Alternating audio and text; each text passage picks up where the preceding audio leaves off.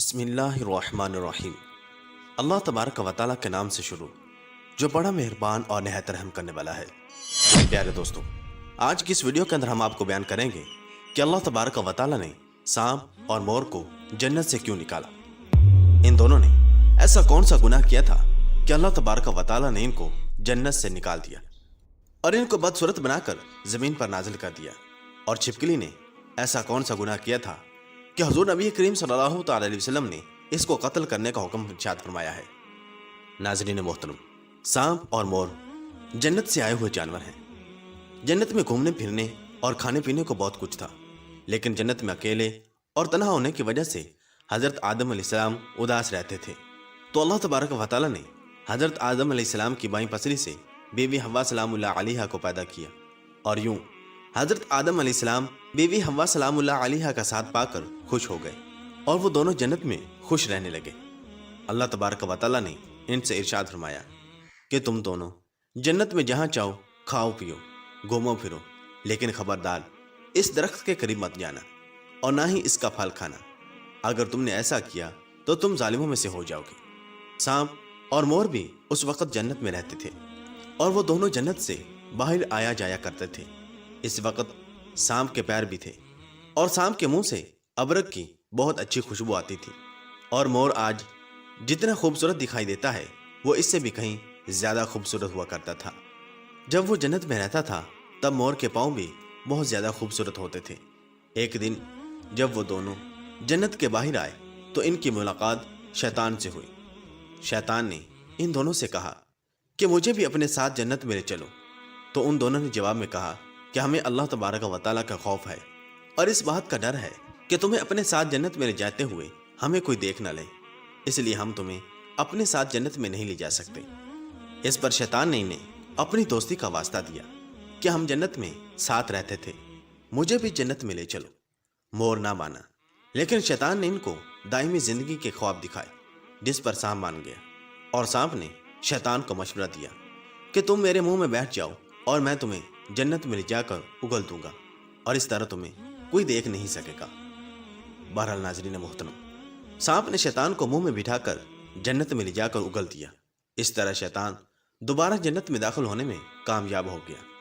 شیطان نے جنت میں حضرت آدم علیہ السلام اور بی بی حوا سلام اللہ علیہا سے ملاقات کی اور ان سے کہا کہ میں تمہارا خیر خواہ ہوں، تم نے جنت میں ابھی تک اس پھل کو کیوں نہیں کھایا؟ اس پر دونوں نے شیطان سے کہا کہ اللہ تبارک و تعالیٰ نے ہمیں اس درخت سے دور رہنے اور اس کا پھل کھانے سے منع کیا ہے، اس لیے ہم نے ابھی تک اس کو نہیں کھایا اور نہ ہی کھائیں گے۔ جب حضرت آدم علیہ السلام سو گئے تو شیطان اماں حوا سلام اللہ علیہا کے پاس آیا اور انہیں بہکانے لگا کہ اللہ تبارک و تعالیٰ نے تمہیں پھل کھانے سے اس لیے منع کیا ہے کہ کہیں وہ پھل کھانے کے بعد تم نہ مرنے والے نہ بن جاؤ اور ہمیشہ کے لیے جنت میں رہنے لگو۔ حضرت بی بی حوا سلام اللہ علیہا نے شیطان کے بہکاوے میں آ کر اس درخت کا پھل کھا لیا۔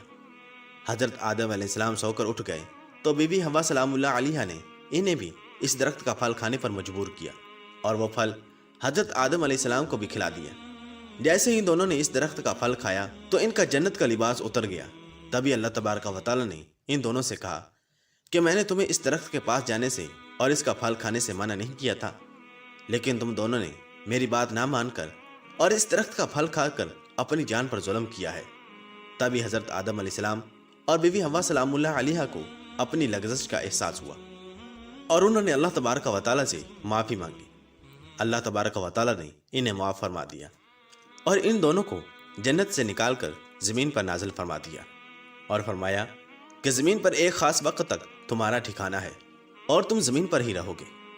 اللہ تبارک و تعالیٰ نے شیطان کو جنت میں لے کر آنے پر مور کی خوبصورتی چھین لی، اور جن پیروں سے وہ شیطان کو جنت میں لے کر آیا تھا انہیں بدصورت بنا دیا، اور جس سانپ نے مور کو شیطان کی مدد کا مشورہ دیا تھا، اللہ تبارک و تعالیٰ نے اس کے منہ سے ابرک کی خوشبو چھین کر سانپ کے منہ میں زہر بھر دیا، اور سانپ کی ٹانگیں چھین کر مور اور سانپ کو جنت کی اس خوبصورت جگہ سے ہمیشہ ہمیشہ کے لیے نکال دیا۔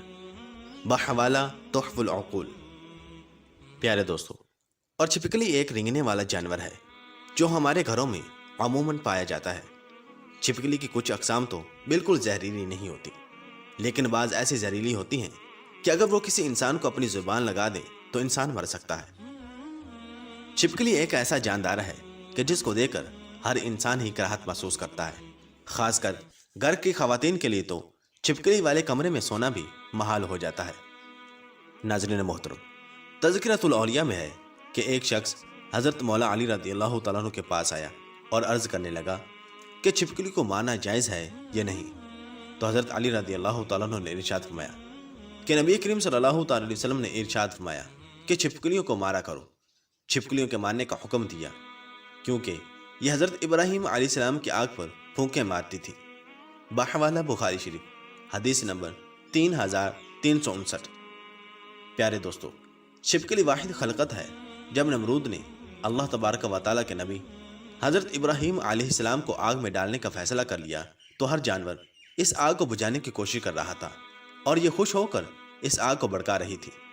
तभी से अल्लाह तबारक व तआला ने इस पर लानत भेज दी और इसी वजह से इसको मारना या अपने घर से भगाना गुनाह नहीं है। और हज़रत मौला अली रज़ियल्लाहु तआला अन्हु मज़ीद इरशाद फरमाते हैं कि इस ज़मीन पर कुछ मखलूक़ात ऐसी हैं जो इंसान से नाखुश हैं और इन्होंने शैतान से वादा किया हुआ है कि वह इंसान को हर तरह से नुकसान देंगी। इन्हीं में से एक छिपकली और इसके ख़ानदान से जुड़ी मखलूक़ात हैं।